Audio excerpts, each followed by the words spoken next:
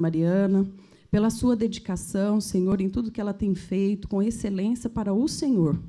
Eu coloco agora nas tuas mãos a mente, o pensamento da Mariana, e que todas as palavras que vieram à sua boca sejam para honrar e glorificar o teu nome, que o teu Espírito Santo esteja fazendo lembrar tudo aquilo que ela estudou, Senhor, para que todas as palavras venham ao nosso coração, em nome de Jesus.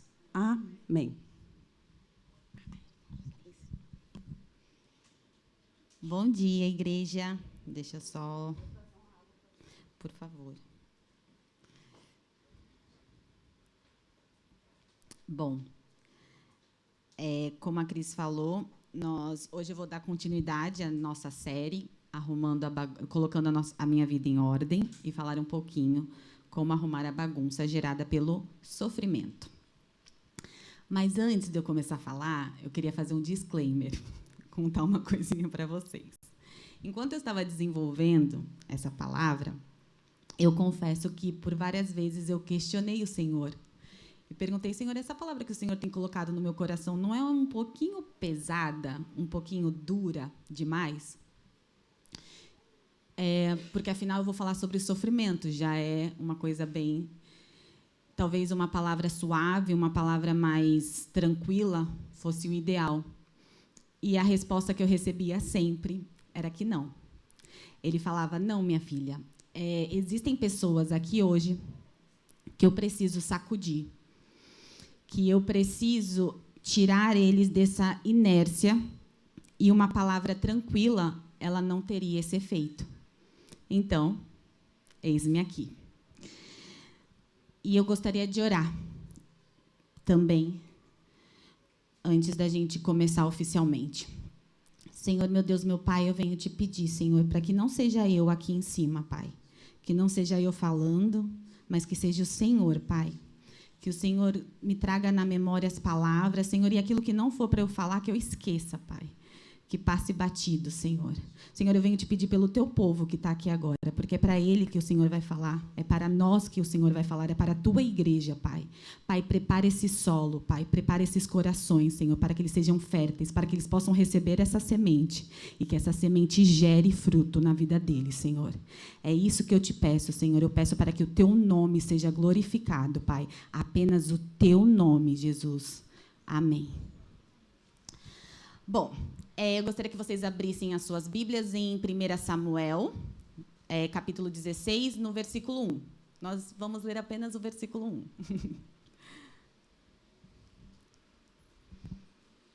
Quando estiverem prontos, digam amém. Amém? Não amém. Bom, antes da gente ler, eu gostaria de chamar a sua atenção para um fato. Essa conversa que nós vamos ler agora, ela não é uma conversa congregacional. Não. Ela é uma conversa íntima, ela é uma conversa privada entre Deus e o seu profeta. Somente o Espírito Santo nos permitiu ter acesso a esta conversa. O Senhor disse a Samuel: até quando você irá se entristecer por causa de Saul? Eu o rejeitei como rei de Israel. Encha um chifre de óleo e ponha-se a caminho. Eu enviarei a Jessé. Escolhi um dos filhos dele para fazê-lo rei. Samuel, neste momento de sua história, estava sofrendo. Ele provavelmente estava chorando intensamente enquanto tinha essa conversa com Deus. Provavelmente o seu coração estava dominado pela tristeza e o seu semblante caído. Mas como assim Samuel está chorando? Como assim Samuel está triste? Não, impossível. Samuel é um profeta de Deus, nascido do ventre morto de Ana. Não. Ele foi desenhado, foi concebido por Deus em um acordo que ele fez com uma mulher fértil, de que, se ele lhe desse um filho, ela o entregaria de volta para ele. Samuel pertence a Deus. Deus o conheceu durante toda a sua vida. Deus o instruiu durante toda a sua vida. E servir a Deus era tudo o que Samuel conhecia. Samuel era um profeta poderoso, talvez um dos profetas mais poderosos do Antigo Testamento. Eu digo isso porque Deus usou Samuel desde o início. Desde quando ele era um embrião, até a sua morte e para além da sua morte. Samuel, ele pronunciou julgamento sobre várias nações e elas foram destruídas. Ele não é nenhum covarde. Ele não é facilmente dissuadido. Samuel é um profeta que ele foi usado por Deus em todos os momentos. Ele era um homem de fé e poder. Portanto, vê-lo assim é absolutamente impressionante. Ele é impressionante porque há pouco ele estava diante de Saul, o primeiro rei de Israel, proclamando julgamento sobre ele, com uma ferocidade e uma audácia fascinante. Imagine se Deus lhe enviasse ao rei, no nosso caso, a um presidente ou a um primeiro-ministro, para pronunciar o seguinte julgamento sobre ele: eis que o teu reino será arrancado de ti. Diante do rei Saul, Samuel foi mais forte que um leão, mas agora ele chora como um cordeiro. Só que agora eu consigo entender porque Deus escolheu Samuel. Porque Samuel é forte o suficiente para executar julgamento do Senhor, sem medo de represália do rei Saul, que poderia matá-lo, mas ele é sensível o suficiente para chorar por Saul. Saul o viu rugir como um leão, mas nunca o ouviu chorar como um cordeiro. Somente nós podemos ver o profeta desabar sob o peso de ser um ungido de Deus. O peso que está sobre Samuel e também está sobre nós não é um peso físico, como na academia, no ginásio, como dizem aqui, né? O peso que está sobre Samuel é o peso da responsabilidade. Samuel não executa julgamento sobre Saul porque ele não gostava de Saul. Não. Ele executa julgamento sobre Saul porque Deus disse: faça. Todo mundo que tem o peso da responsabilidade entende que é custoso estar no comando. Pesada é a cabeça daquele que usa a coroa. E então, Samuel chora, e chora, e chora. Samuel está chorando porque foi ele quem ungiu Saul para ser rei em primeiro lugar. Samuel investiu em Saul. Sempre quando você investe em algo e dá errado, é doloroso. Quando você investe, se dedica, cuida, orienta, consagra algo ou alguém, seu coração se quebra ao ver aquilo morrer. É isso o que vemos acontecer na história de Samuel. Samuel, pela primeira vez, sofre, fica triste, angustiado. Angústia, dor, sofrimento. Ninguém escapa desses sentimentos. Samuel, profeta, escolhido por Deus, não escapou. Ninguém escapa do sofrimento no curso de suas vidas. Nem os ricos, nem os pobres, nem os famosos, nem os infames. O sofrimento sem discriminação chega a todos. Uma das definições que nós podemos dar ao sofrimento é a seguinte: o sofrimento é uma dor física, emocional ou moral que acomete a vida das pessoas. O sofrimento ele pode ter várias emoções inesperadas atreladas a ele, do choque à raiva. Pois é, a raiva pode fazer parte do sofrer. A raiva pode fazer parte do sofrer, a culpa pode fazer parte do sofrer, a tristeza profunda pode fazer parte do sofrer, você pode ter incredulidade. Tudo isso faz parte do sofrimento. Não existe uma pessoa neste lugar que não tenha experimentado algum tipo de sofrimento. Talvez você tenha perdido um ente querido e sofre com isso. Talvez tenha sido a perda de uma oportunidade e você sofre com isso. Talvez você tenha perdido a sua casa e você sofre com isso. Talvez você tenha perdido um emprego e você sofre com isso. Talvez tenha sido a desintegração lenta e agonizante de um relacionamento que uma vez foi fonte de amor e alegria, mas agora é uma fonte de dor. Não há uma pessoa neste lugar que não tenha sofrido. Nenhum canal lacrimal ficará sem uso nessa vida. Deus não desperdiçou a sua capacidade criativa quando Ele criou o canal lacrimal. Ele sabia que nós choraríamos. Não há como contornar isso. Não importa quão intelectual você seja, quão atraente você seja, quão rico você seja, ou até mesmo o quão espiritual você possa ser. Você não pode simplesmente orar no Espírito e descartar o sofrimento. A dor, ela deve seguir o seu curso. O sofrimento, ele deve perseguir um caminho. Você não pode simplesmente citar as Escrituras, falar em línguas e afastar esse sentimento. Não deixe que as pessoas os enganem, dizendo que são tão espirituais que não sabem o que é sofrer. Elas provavelmente dizem algo do tipo: se você andar no Espírito, você não sentirá tristeza. A alegria do Senhor é a minha força. Essas pessoas, elas me incomodam, para ser bem sincera. Me incomoda essas pessoas que andam por aí como se não sentissem nada, como se não passassem por nada, como se não tivessem problemas. Me incomoda ouvi-las mentir, e mentir no nome de Deus. Porque em Isaías 53:3 diz o seguinte: ele foi desprezado e rejeitado por todos. Ele era um homem que conhecia por experiência a dor e o sofrimento. Isaías aqui está falando sobre Jesus, sobre o Deus homem, sobre o homem, o humano e o divino fundidos de uma forma inexplicável. Jesus e o sofrimento tinham um relacionamento. Ele sabia o que era sentir dor, ele sabia o que era sentir tristeza. Ele vai ao jardim para orar e clamar ao Pai, de tal forma que as suas glândulas sudoríparas se abrem e secretam sangue. Jesus é familiarizado com a dor. E se Jesus conheceu a dor, quem somos nós na fila do pão para acharmos que ele não nos visitará em algum momento de nossas vidas? Na passagem, lá em 1 Samuel, Deus confronta um dos maiores profetas do Antigo Testamento, dizendo: até quando você irá se entristecer por causa de Saul? Mas percebam uma coisa, não foi a dor de Samuel, não foi o seu sofrimento que perturbou o Senhor.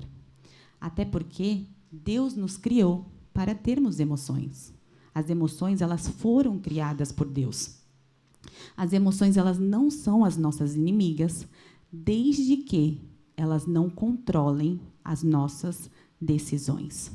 Seria diferente se as emoções de Samuel o impedissem de obedecer a Deus e, portanto, o impedissem de falar a Saul aquilo que Deus havia dito a ele. Mas as emoções não estão controlando Samuel. Elas não o estão motivando. É só que ele não consegue se desligar de como ele se sente. Então, Deus não está zangado porque ele está triste. Deus não está bravo porque ele está sofrendo. Deus não o confronta por ele sentir o que sente. É só que, até quando? Até quando você vai lamentar por aquilo que eu rejeitei, Samuel? Até quando você vai ficar triste? Até quando você vai chorar? Até quando você vai ficar amargurado? Até quando você vai ficar bravo? Até quando você vai sofrer? Quanto tempo você vai ficar de luto por um casamento que acabou? Um trabalho que você perdeu ou não conseguiu? Um país que foi deixado para trás? Uma casa que foi perdida? Um namorado, uma namorada que foi embora? Por quanto tempo você ficará com raiva, se culpando, frustrado, amargurado e construindo toda a sua vida em torno de algo que está morto? O sofrimento prolongado pode ser físico, espiritual e emocionalmente debilitante. Podemos comparar a consequência do sofrimento prolongado a uma atrofia. A atrofia consiste na deterioração de um tecido corporal ou órgão como resultado da degeneração das células, tornando o tecido ou órgão vegetativo, impedindo a sua evolução. Sabe, quando você fica em uma posição por muito tempo, sem se mover? Por exemplo, se eu decidir ficar assim por muito tempo, quando chegar a hora de eu me levantar, eu não vou conseguir, porque a minha coluna vai ter desenvolvido atrofia. E agora, o que começou com uma decisão, tornou-se uma paralisia. Você está paralisado, você está travado. Não por semanas, nem por meses, mas por anos. Você declara que grandes coisas estão por vir, mas você não consegue recebê-las porque você está preso a coisas antigas das quais você não consegue se livrar. Você perdeu a capacidade de se endireitar. Você desenvolveu atrofia espiritual. No Evangelho de Lucas, no capítulo 13, há uma mulher que andava curvada e que não conseguia, de forma alguma, se endireitar, porque ela permaneceu nesta posição por muito tempo. Ela ficou tanto tempo curvada que aquela posição se tornou o seu normal. Até quando você vai sofrer? Até que a dor se torne o seu normal? Até que a amargura se torne o seu normal? Até que a raiva se torne o seu normal? Até que a tristeza se torne o seu normal? E cuidado. Geralmente, quando a gente está sofrendo, nós atraímos pessoas que estão na mesma situação que a gente. Qualquer pessoa feliz, bem resolvida, a gente afasta. Nós começamos um clubinho de pessoas atrofiadas, que só sabem falar sobre aquilo que está ruim em suas vidas, sobre aquilo que está dando errado. Pare e preste bem atenção ao seu círculo de relacionamentos. Se você olhar ao seu redor e ver que todos os seus amigos, amigas estão falando sobre seus ex-maridos, ex-esposas, ex-namorados, ex-namoradas, há algo de errado com o seu círculo de amizades. Talvez está na hora de você reavaliar e começar a se mexer. Se você olhar ao seu redor e perceber que todos os seus amigos estão sem empregos ou desempregados, talvez esteja na hora de você levantar e mudar. Se todo mundo que você conhece está sofrendo de ansiedade, estresse, talvez seja melhor você começar a se mover e conhecer pessoas novas. Se eu, Mariana, tivesse uma crise de ansiedade, eu gostaria que me colocassem perto de pessoas mentalmente estáveis para eu ver como é ser saudável. Assim como Deus falou com Samuel, Ele está falando com você agora. Bora, levanta, chega de sofrer. Chega de chorar. Deus quer ser o seu fisioterapeuta hoje. Ele quer que você se torne flexível de novo. Ele quer que você seja capaz de se mover novamente. O Senhor me enviou aqui hoje para te dizer o seguinte: você não foi criado para isso. Você não foi criado para se sentir assim. A vida é muito curta para você ficar sofrendo por quem não te quis, por quem te deixou, pelo emprego que você não conseguiu, pelo negócio que você perdeu, pela casa que você também perdeu, ou pelo país que você deixou. Eu não te tirei do ventre da sua mãe para você chegar nessa altura da sua vida e desenvolver atrofia. Deus quer que seus nervos, tecidos, sangue, músculos, ossos se movam. Olhem para o lado. Eu sempre quis fazer isso. Olhem para a pessoa do seu lado e diga: mova-se. Agora eu quero mais alto para a pessoa do outro lado. Mova-se. Exato. Calma, a pessoa não está dizendo para você sair do lado dela. Calma, não foi isso. Não é nesse sentido que eu quis que vocês falassem. Mas é nesse sentido que você deve dizer a tristeza: mova-se. É nesse sentido que você deve dizer a raiva: mova-se. É nesse sentido que você deve dizer a ansiedade, ao estresse, à precipitação, ao sofrimento: mova-se. Nós precisamos entender algo sobre o nosso Deus. Nosso Deus é um Deus de movimento. Nosso Deus é um Deus de ritmo. Davi entendeu algo sobre Deus que Moisés nunca entendeu sobre Deus. Moisés entendia sobre as cerimônias, as leis, os rituais, mas Davi entendia sobre o ritmo de Deus. Deus não escolheu Davi apenas pelo fato dele ser pastor. Deus escolheu Davi porque ele era músico. Davi entendia do ritmo de Deus. O nosso Deus, ele é um Deus rítmico. Tudo que Deus criou tem um ritmo. O oceano tem um ritmo, a terra tem um ritmo, a rotação do sol tem um ritmo, o nosso corpo tem um ritmo, o nosso coração tem um ritmo, a nossa respiração tem um ritmo.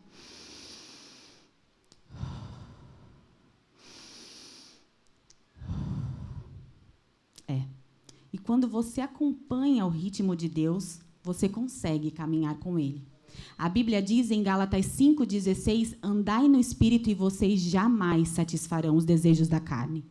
Andar aqui não significa andar de forma aleatória. Essa palavra andai significa estar sincronizado. Então, o que Deus está dizendo é: Quando eu me movo, eu quero que você se mova. Quando eu der um passo, eu quero que você dê um passo. Quando eu avançar, eu quero que você avance. Se você vai caminhar comigo, você tem que ter o meu ritmo. E a razão pela qual Deus está confrontando Samuel agora é porque Samuel quebrou o ritmo. Deus está dizendo: Samuel, por que você está chorando quando eu não estou chorando? O choro acabou. Eu encontrei um novo rei para o meu povo. Enche um chifre com óleo e ponha-se a caminho. Ponha-se em movimento. Observem também como Davi, entendendo sobre o ritmo de Deus, lidou com o sofrimento. Ele lamentou a morte de seu filho. Enquanto a criança estava viva, ele orou, orou e orou. Mas quando lhe disseram que a criança estava morta, ele se levantou, lavou o rosto, trocou de roupa e seguiu com a sua vida. Eu sei que pode parecer frio o que eu estou dizendo agora, mas tem momentos em nossas vidas que nós temos que nos levantar, lavar o rosto, trocar de roupa e seguir com as nossas vidas. Porque se Deus quisesse que a criança sobrevivesse, ela teria sobrevivido. Se Ele quisesse que aquele negócio funcionasse, ele teria funcionado. Se Ele quisesse que aquele relacionamento desse certo, ele teria dado certo. Se Deus quisesse que aquela porta fosse aberta ou fosse fechada, ela teria sido aberta ou fechada. Nós precisamos ter confiança suficiente em Deus para saber que, se Ele quisesse, Ele faria. E se não deu certo, nós temos que nos levantar, lavar o rosto, trocar de roupa e seguir com as nossas vidas. E não só isso, nós temos que agradecer. Obrigada, Senhor, pois eu tive a oportunidade de viver coisas que muitas pessoas não viveram. Senhor, eu pude desfrutar da experiência, eu aprendi coisas que eu nunca teria aprendido, eu conheci pessoas que eu nunca teria conhecido. Eu tive a oportunidade de experimentar esse tipo de amor. Obrigada por ter tido uma mãe, um pai para sentir falta. Algumas pessoas nunca conheceram seus pais. Algumas pessoas tiveram pais horríveis, mas eu fui abençoada com algo a perder. Você precisa mudar a maneira como você fala com você mesmo sobre o que aconteceu em sua vida, ou você ficará atrofiado. Até quando? Até quando você ficará preso ao seu passado, ao seu antigo emprego, à sua antiga vida, ao seu antigo isso, ao seu antigo aquilo? O sofrimento, ele se alimenta do passado. Ele respira memórias antigas. Esse é o seu oxigênio. O sofrimento vive no passado, mas a graça olha para o futuro. Isso significa que a graça e o sofrimento estão lutando dentro de você e por você. A dor, ela está tentando te manter preso ao passado, aquilo que aconteceu, mas a graça está tentando te soltar. A graça liberta, o sofrimento aprisiona. Mas isso é apenas a metade da minha mensagem. Isso é a bagunça gerada pelo sofrimento. O que faz você colocar a sua vida em ordem é um vaso cheio de óleo. Voltando na passagem em 1 Samuel, o Senhor disse a Samuel: até quando você irá se entristecer por causa de Saul? Eu o rejeitei como rei de Israel. Enche um chifre de óleo e ponha-se a caminho. Algumas versões utilizam chifre e outras utilizam a expressão vaso, para se referir ao recipiente onde estava o óleo da unção. Eu vou usar a tradução que contém o termo chifre e vocês vão entender o porquê daqui a pouquinho. Enche um chifre de óleo e ponha-se a caminho. Mas, Mariana, que óleo é esse?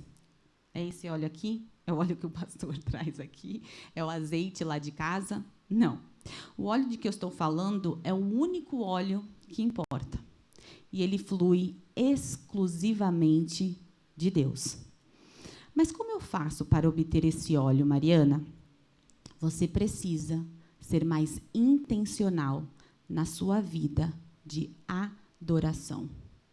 Sim, a resposta para a bagunça gerada pelo sofrimento é adorar a Deus. E entendam, adorar a Deus não é simplesmente cantar para Deus. Não. Adoração envolve a oração, a leitura da palavra, o seu agir durante o seu dia a dia. Tudo isso é uma forma de adorar a Deus. E eu não estou falando de quando eu estiver afim, eu adoro a Deus, ou quando eu tiver tempo, eu adoro a Deus. Não. Vocês sabiam que a falta de tempo não é necessariamente a razão pela qual nós não adoramos a Deus? O nosso coração é. Porque se os nossos corações conseguem nos enganar, nos fazendo acreditar que nós podemos existir sem a sua presença e sem a sua ajuda, então nós não o buscaremos tanto quanto deveríamos, mesmo na correria de nossas vidas. Eu vou contar uma história aqui que aconteceu numa outra igreja, tá? Porque isso não acontece na nossa igreja. Isso aconteceu numa outra igreja, tá bom? Quando era pedido para os adolescentes e jovens dessa outra igreja para lerem um capítulo da Bíblia,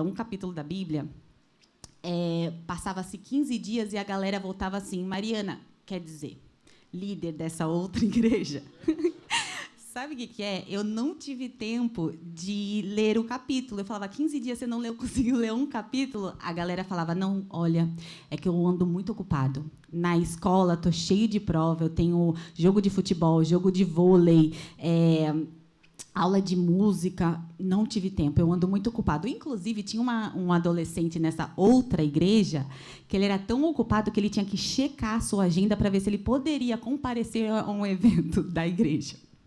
Mas tudo bem. E, para esses jovens que devem estar assistindo online, claro, eu trouxe um recadinho para vocês. Não adianta falar muito, porque depois de 40 minutos, ninguém presta atenção em mais nada. Eu não te esforça, porque para assistir Vingadores, que é 3 horas, você não foi no banheiro. Então bota essa cabeça para funcionar, essa massa cinzenta para funcionar. Ah, Camila, mas não adianta falar muito, porque depois de 40 minutos, ninguém presta atenção em mais nada. Eu não estou pregando palestra, eu vim falar da inerrante, mais penetrante do que qualquer espada de 2 gumes. Não compare a palavra de Deus à palestra motivacional. Eu não estou comprometida com a tua expectativa, eu estou comprometida com a ordem que Ele me deu nessa noite. E Ele disse, pregue a minha palavra. Então se esforce, porque reino de Deus não se toma por osmose. É força, é disposição. Pois, não é fácil, gente. Para ninguém é fácil, não só para os jovens, para os adolescentes, não é algo natural, mas nós temos que nos esforçar. O que eu sugiro a esses jovens é que eles se esforcem e convidem Deus para a correria de suas vidas. A gente fala que nós não temos tempo para adorar a Deus como se nós não jogássemos tempo no telemóvel, não é verdade? Por que, ao invés de assistirmos vídeo no TikTok, no Instagram, ou jogar videogame, nós não usamos esse tempo para adorar a Deus, lendo a sua palavra, orando? E se, de fato, o nosso dia for corrido, porque, sim, acontece, por que não convidar para Deus para o momento em que você está no metrô, por exemplo? Porque, ao invés de você ficar ali jogando tempo fora no Instagram, você não aproveita para ler uma palavra, um versículo? Porque, por exemplo, no ginásio, ao invés de ficar escutando música, você não coloca um podcast, uma palavra no YouTube para você ouvir? Ou até mesmo para que as escrituras sejam lidas para você. Hoje em dia, no aplicativo, há essa função. É necessário esforço e intencionalidade de nossa parte para convidarmos Deus a participar de nossas vidas. Porque é quando convidamos Deus para os ritmos de nossas vidas que Ele nos sustenta, que Ele nos fortalece, que Ele derrama o óleo que a gente precisa. Eu estou falando em criar um ritmo, uma rotina de adoração, de tratar a adoração como um exercício que o libertará da atrofia, da paralisia que esses sentimentos podem causar. Quando você começa a adorar, o Espírito de Deus começa a agir. Ele começa a te soltar, a te curar, a te renovar. É óleo o que está faltando. É óleo o que está faltando às igrejas. Nós temos grandes edifícios, nós temos grandes pregadores, nós temos grandes eventos, mas não temos óleo. A igreja se esqueceu de como é se perder na presença de Deus, de permitir que a sua unção nos domine, nos envolva completamente. Nós vamos às igrejas, servimos das igrejas, mas não adoramos em nossas casas. Nós não adoramos em nossos trabalhos, nós não adoramos em nosso espírito. E para nós, a igreja, eu também trouxe um recado. Verdadeiramente tu és o único. Eu reconheço que eu não posso nada sem ti, mas é que quando eu levanto, a notificação do WhatsApp já subiu e eu tenho que responder. Eu sei, Senhor, tu és o único. O problema é que eu já levanto com meus filhos gritando. E aí o Senhor sabe, eu tenho que botar comida no fogo, porque senão atraso o dia inteiro. E o Senhor está dizendo, pois bem, eu sei que eu sou único, mas nessa noite eu vim aqui te dizer, volta a me colocar também no lugar de primeiro, porque só ser o único não será suficiente. Você precisa entender que se o primeiro lugar não for meu, eu não ocuparei nenhum outro, mesmo que ele seja único, porque para mim não tem segundo lugar, para mim não tem terceiro lugar. Ou você volta a me colocar no primeiro, ou naquele grande dia eu terei que dizer que você cumpriu a escala, trabalhou no meu nome, tocou na minha casa, pregou no congresso, ajudou a cantina, mas eu não te conheço, porque você falava de mim, trabalhava pra mim, mas comigo não falava. E falar de mim é uma coisa, falar comigo é outra. Apartai de mim, porque eu nunca vos conheci. Essas são as palavras destinadas para aqueles que não priorizaram a sua vida espiritual. Nós precisamos priorizar nossa vida espiritual. Nós deixamos o nosso óleo se esvair durante a semana, e é por isso que nós estamos presos à ansiedade, ao estresse, à precipitação e ao sofrimento. Nós precisamos da unção do Espírito Santo para ofuscar esses sentimentos. Deus está dizendo a Samuel, a única maneira de você sair dessa prisão, dessa paralisia, é enchendo o seu chifre com óleo. Há uma revelação no chifre, como eu disse agora há pouco, e no óleo. O chifre do qual Deus está falando é literalmente um chifre de um animal que teve que ser cortado. Então, para você ter um chifre, você tinha que derramar sangue. Isso significa sacrifício. Para você ser ungido com óleo, deve haver sacrifício. É por isso que Deus não disse para Samuel encher um copo com óleo, porque você pode encher um copo com óleo e não ter que cortar, sacrificar nada. Mas para conseguir um chifre de animal é preciso que haja derramamento de sangue. A associação entre o sangue e o óleo é vista por toda a Bíblia. Primeiro sangue, depois óleo. Sempre haverá primeiro sangue e depois óleo. Uma vez que você aceitou Jesus como seu único Salvador, isso é sangue. Agora você receberá o Espírito de Deus, isso é óleo. Isso é a ordem divina. O óleo não fluirá onde não há sacrifício. O óleo não fluirá na sua zona de conforto. O óleo não fluirá onde não há sangue. É por isso que na carta de Hebreus nós lemos, afinal de contas, vocês ainda não lutaram contra o pecado a ponto de derramar o seu próprio sangue. Deve haver sacrifício para onde você está indo, para onde o Senhor quer te levar.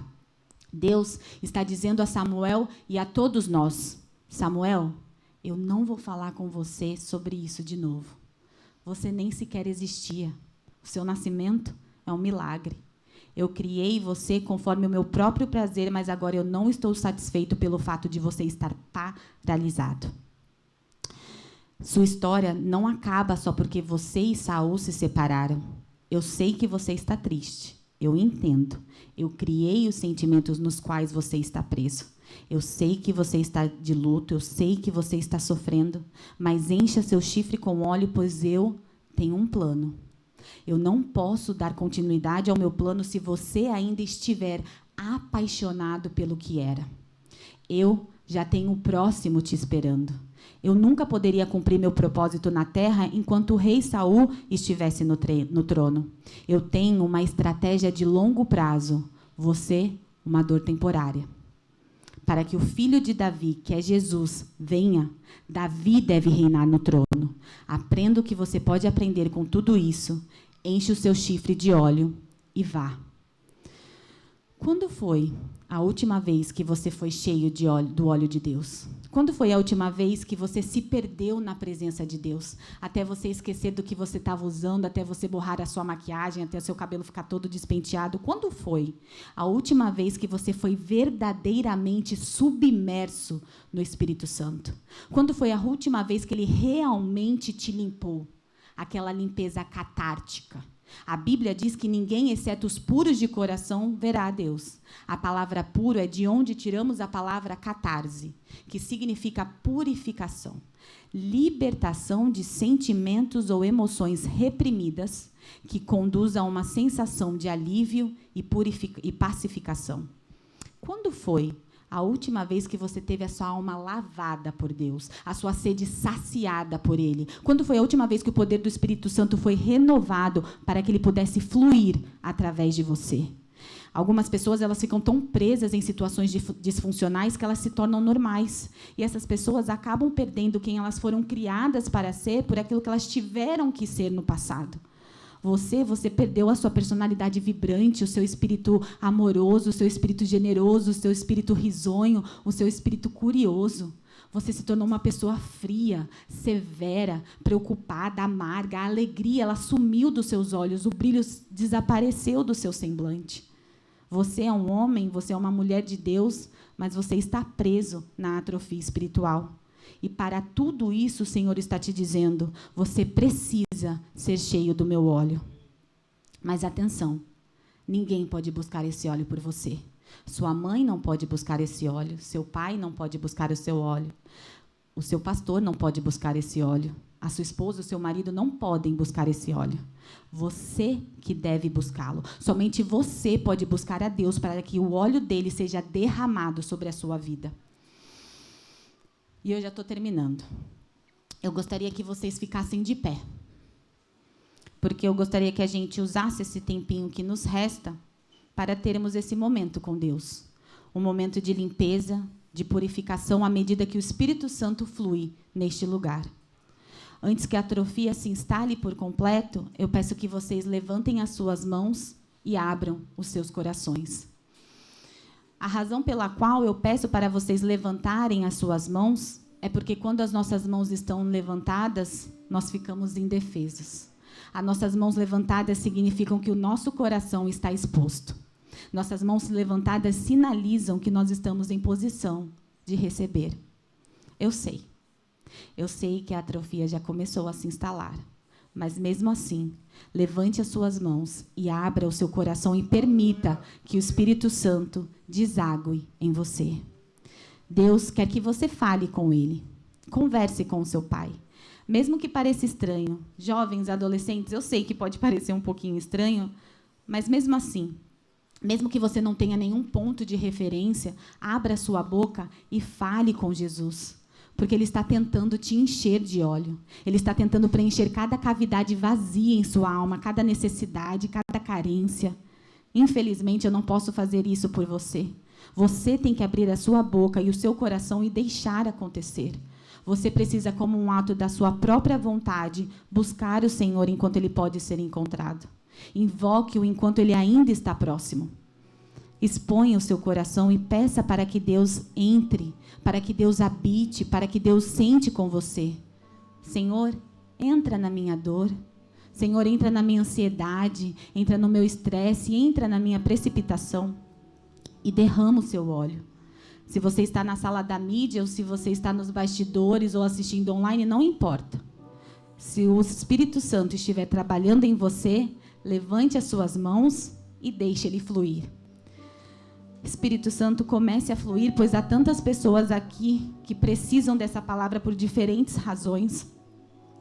Alguns de vocês estão sofrendo por entes queridos, alguns de vocês estão angustiados por causa de relacionamentos, alguns de vocês estão sofrendo por decepção e frustração. Há tantos tipos diferentes de sofrimento neste lugar, mas só há um óleo. Pai, deixe o seu óleo fluir e saturar. Não apenas até o fim do culto, mas em nossas casas, em nossos empregos, onde quer que essa palavra seja vista, Senhor, deixe o seu óleo fluir e saturar. Eu gostaria que a gente voltasse para o sacrifício e se afastasse das conveniências. É hora de fazer o sacrifício. Sacrifício não é apenas dar a oferta e os dízimos, sacrifício é dar o seu tempo, a sua energia e priorizar as coisas do Espírito. Nós temos demônios diários, mas apenas uma adoração semanal. Nós não podemos fazer isso somente aos domingos, não podemos nos alimentar só uma vez na semana. A unção de ontem ela não é suficiente para hoje, precisamos do óleo fresco do trono de Deus, todos os dias. Nós precisamos de uma adoração diária, nós precisamos ser intencionais nisso. Precisamos permanecer nesse espírito de adoração durante todos os dias da semana, até que os julgos sejam quebrados, até que as cadeias estejam quebradas, até que vocês saiam das prisões e escape, que a sua alegria seja renovada, que a sua paz seja plena. Há coisas que Deus quer fazer com você, existem planos que Deus tem para você e para a sua vida. Ele não quer que você fique preso na atrofia. Deus tem algo novo para você, Ele deseja fazer algo novo com você. Deus quer uma unção nova. Venha sobre você do topo da sua cabeça até as plantas dos seus pés. É de óleo que a gente precisa, é de óleo que a igreja precisa, é de óleo que Lisboa precisa, que Portugal precisa.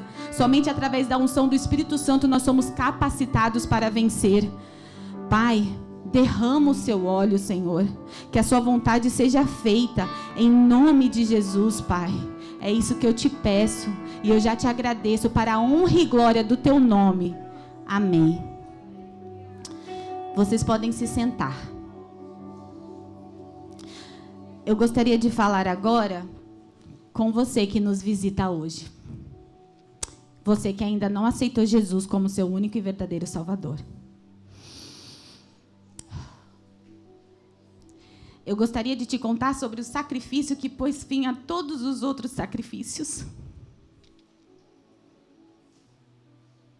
Eu gostaria de te contar sobre o sangue que foi derramado neste sacrifício. Sobre o sangue que nos lava, que nos purifica, que nos limpa, que nos justifica.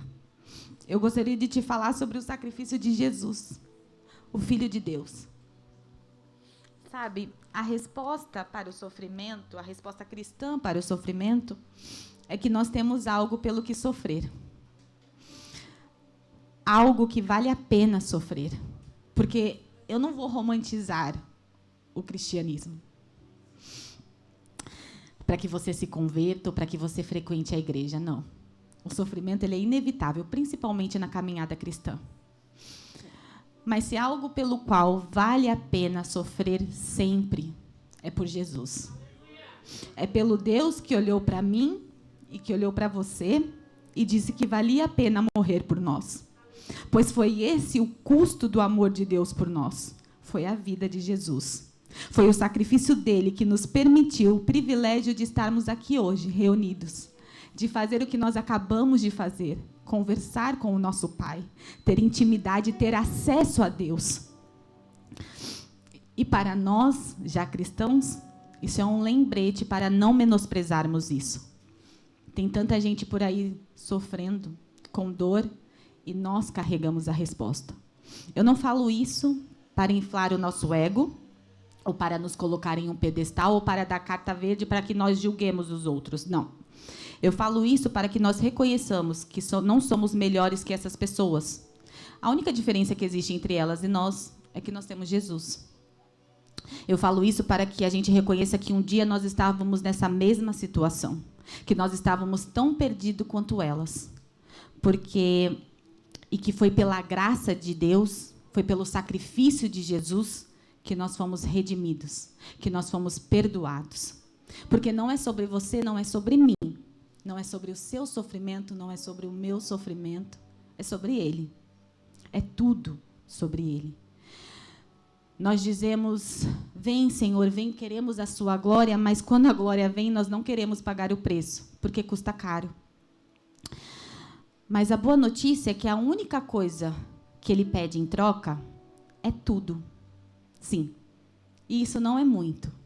Talvez você talvez que ainda não conheça Jesus, você pode estar pensando, calma aí, como assim tudo não é muito? Como assim? O que eu ganho em troca para que tudo não seja muito? A resposta é simples. Perdão. Perdão por todos os seus pecados, incondicionalmente, para sempre, concedido por Cristo Jesus. um dos maiores versículos do Novo Testamento é 2 Coríntios 5, 21. Aquele que não conheceu o pecado, ele o fez pecado por nós, para que nele fôssemos feitos justiça de Deus.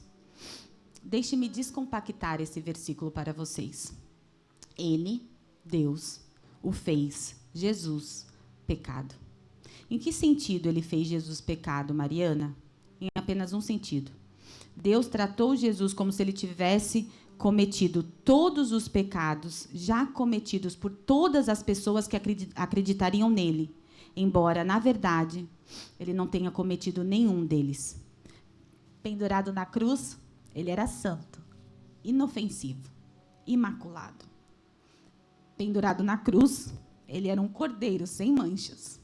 Ele nunca foi, nem por uma fração de segundos, pecador. Ele era o Deus Santo na cruz. Mas Deus está tratando Jesus, colocando em termos práticos, como se ele tivesse vivido a minha vida. Deus pune Jesus pelo meu pecado e me trata como se eu tivesse vivido a vida de Jesus. Então, o que você ganha em troca? O perdão completo, coberto pela justiça de Jesus Cristo. Quando Deus olha para a cruz, ele vê você. Quando ele olha para você, ele vê Cristo. Essa é a grande doutrina da substituição. É esse o cerne do Evangelho. E se você gostaria de fazer essa troca hoje, esse é o momento para você fazer isso. Eu peço que se sinta à vontade, eu só peço que você levante a mão, para que o pastor e a igreja ore por você.